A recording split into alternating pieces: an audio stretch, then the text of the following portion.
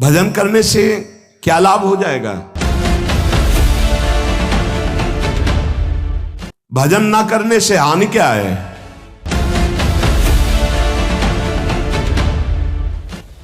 बहुत बड़ा स्टॉक जमा है पाप का। ये थोड़े दिन नाम जप करके अगर देखोगे कि ना तो नाम में मीठापन लग रहा है, ना नाम हमको सुख प्रदान कर रहा है लौकिक, ना हृदय में शांति, जलन बढ़ती जा रही, चुपचाप बढ़ाते जाना, नाम बंद मत करना। वो शुरू है पाप नष्ट होना। पूरे पाप नष्ट होकर जब हृदय निर्मल होगा तो नाच पड़ोगे, बीच में मत रुक जाना। भजन करने के लिए जब कोई कमर कसता है तो पूर्व संचित पाप बाधा डालते हैं, पर जिसका दृढ़ संकल्प हो गया है पीछे कदम नहीं हटाना, इसमें ध्यान रखना। जब प्रभु के लिए जीवन अनंत जन्मों से भटक रहे हो, इसी में भटक रहे हो, बस समझ लो ये बाधा आई है तुम्हारे जीवन को बर्बाद करने के लिए। अगर लक्ष्मण रेखा से बाहर निकल गए तो मिट्टी में मिला देगी ये माया। आगे देख लेना, पर आप कह नहीं पाओगे, वो अंदर की मार होती है माया। भजन करने वाले पर संचित कर्म बाधा डालेंगे, पर सत्संग और सद्विचार और भजन की दृढ़ता हर कर्म को भस्म कर देगी, हर बाधा को भस्म कर देगी।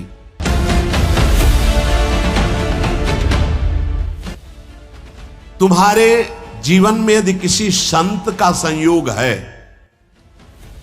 तो उसकी आज्ञा से जितनी जल्दी तुम्हारी इन बाधाओं का नाश होगा, उतनी जल्दी तुम्हारी साधना से नहीं होगा। यहां तक कि भगवान से भी बढ़कर भक्तों की संग की महिमा बताई गई।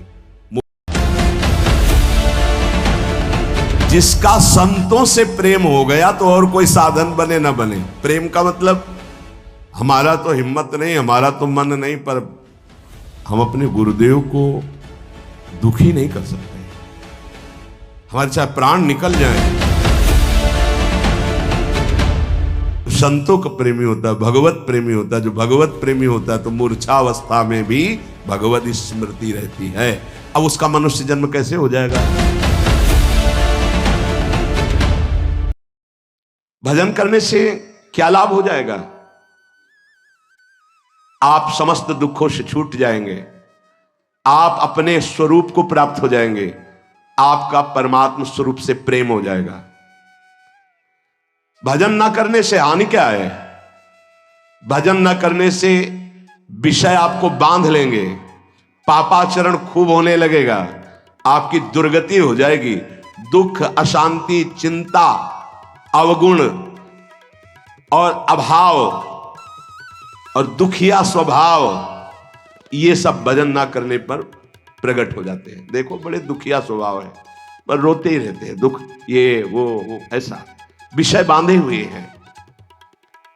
महाराज पाप तो सबसे हो रहा है, फिर कहा गया पापवंत कर सहज स्वभाव भजन मोर ते भाव न काऊ। तो उससे भजन कैसे बनेगा जब पाप बन गया है? भैया ये लाला बहुत कृपालु है, प्रभु बहुत कृपालु है। यदि तुम भजन की सोचोगे कि अब मुझे भजन करना है तो पाप नष्ट होना शुरू हो जाएगा। ये बड़े कृपालु हैं।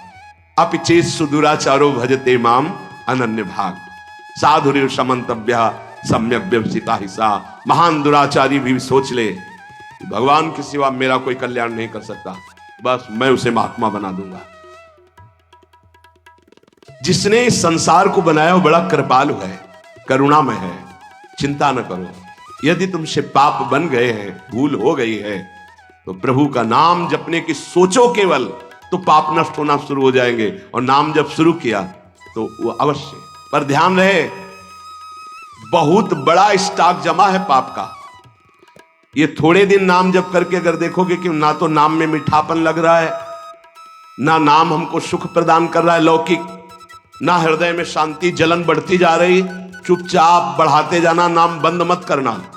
वो शुरू है पाप नष्ट होना। पूरे पाप नष्ट होकर जब हृदय निर्मल होगा तो नाच पड़ोगे, बीच में मत रुक जाना। बीच में जलन पैदा करेगा, बड़े अंदर आपको ऐसे लगेगा कि बहुत ऊबन हो रही, नाम नहीं करना और सब कुछ कर लेना, ये आपको मन प्रेरित करेगा, आप नाम पकड़े रहिएगा। तो नाम जप और सत्संग में कौन श्रेष्ठ है? नाम जप में और सत्संग में कौन श्रेष्ठ है? भैया, सत्संग से नाम जप में प्रीति होती है और नाम जप करने से सत्संग समझ में आने लगता है। दोनों एक दूसरे के पूरक हैं। साधन को हरि भजन है, कह सत्संग सहाय। सत्संग से नाम जप में रुचि होती है और नाम जापक ही सत्संग के सही अर्थ को समझ पाता है, सही लाभ को ले पाता है। तो महाराज, हमारा कहने का मतलब कि भजन में अधिक समय लगाना चाहिए कि सत्संग में? तो जो नया साधक है उसे अधिक समय सत्संग में देना चाहिए। वाणी पाठ, शास्त्र स्वाध्याय, सत्संग में बैठा, ये सब सत्संग के अंतर्गत आता है। और जो अनुरागात्मिका भाव को प्राप्त हो चुका है उसे थोड़ा समय सत्संग में और शेष समय एकांत में व्यतीत करना चाहिए, आंतरिक चिंतन। जैसे जब भाव का प्रादुर्भाव होता है तो फिर किसी शास्त्र के स्वाध्याय की रुचि नहीं रह जाती, क्योंकि निश्चय हो चुका है ना, लक्ष्य निश्चय हो चुका है, अब कुछ जानना है नहीं, बस अपने प्रीतम की लीला संबंधी, रूप संबंधी बातें, इसके बाद अब कुछ जानना नहीं, क्योंकि और कुछ पाना नहीं है और कुछ करना नहीं है। अनुरागात्मिका भक्ति जब हृदय में बढ़ती है तो फिर इष्ट मिले और मन मिले, मिले भजन रस रीति, बस उससे चर्चा हुई और पूरा जीवन, पूरा समय एकांत चिंतन में, आंतरिक चिंतन में। शास्त्र और लोक व्यवहार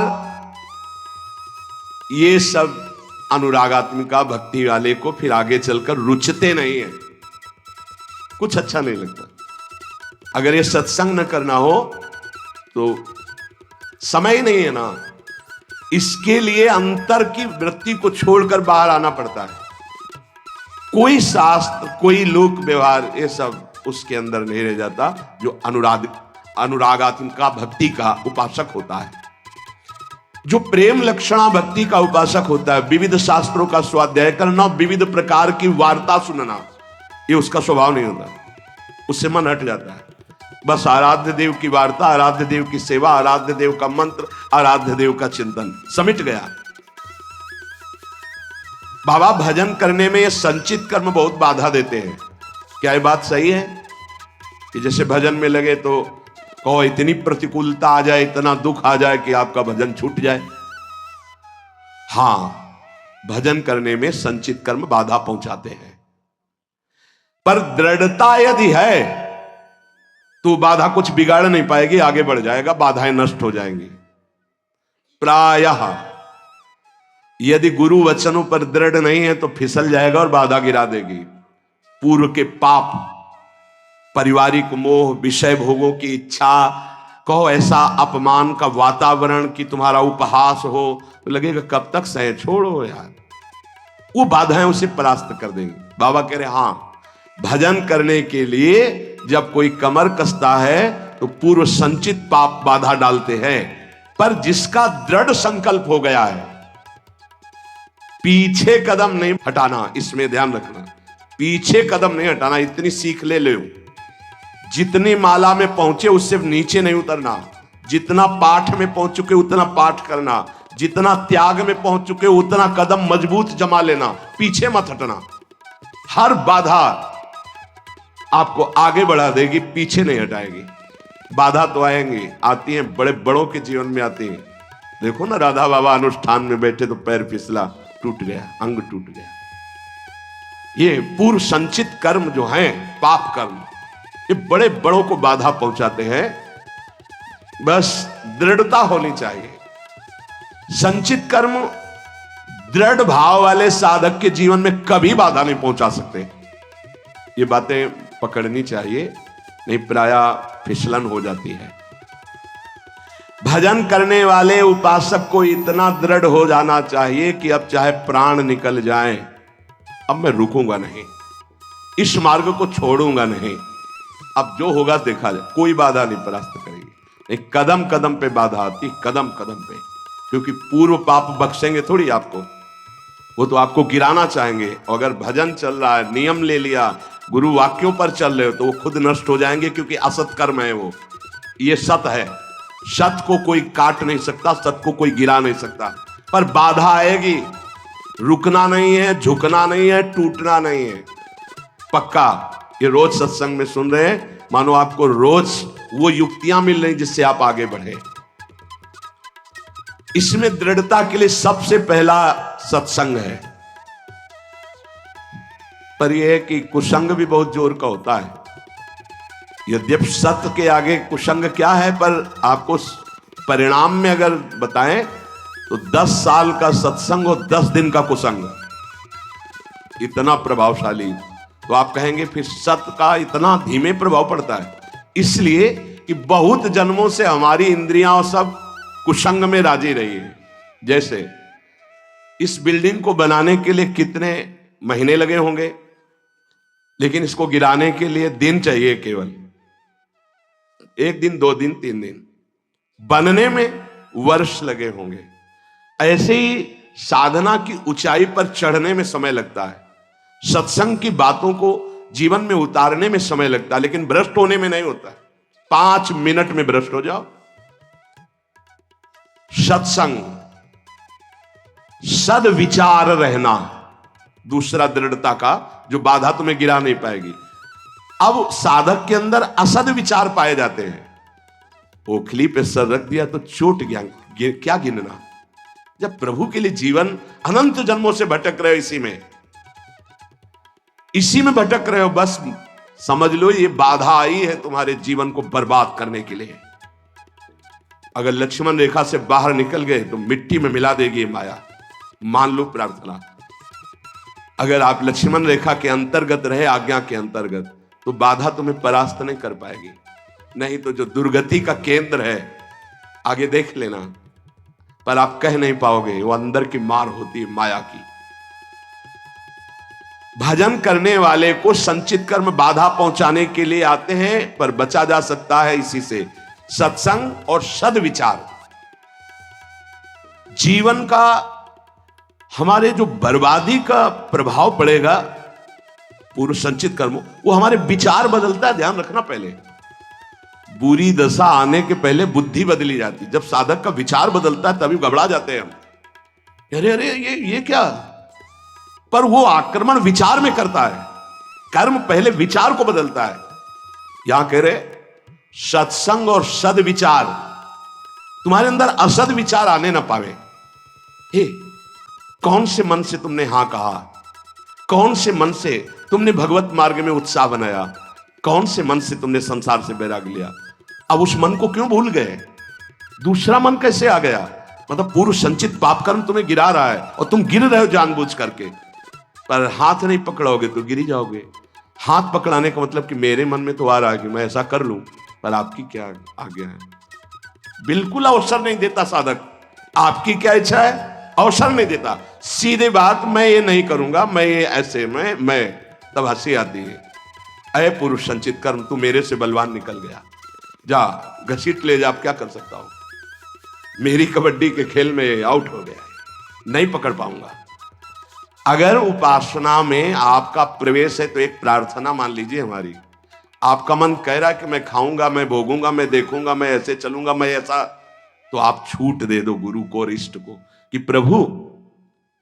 एक बहुत बड़ी महान वक्ता हुई राबिया जी, ऐसा उनका, उन्होंने कहा था कि प्रभु यदि मैं स्वर्ग मांगू तो नरक भेज देना, जो मैं मांगू मेरी बात कभी पूरी ना करना।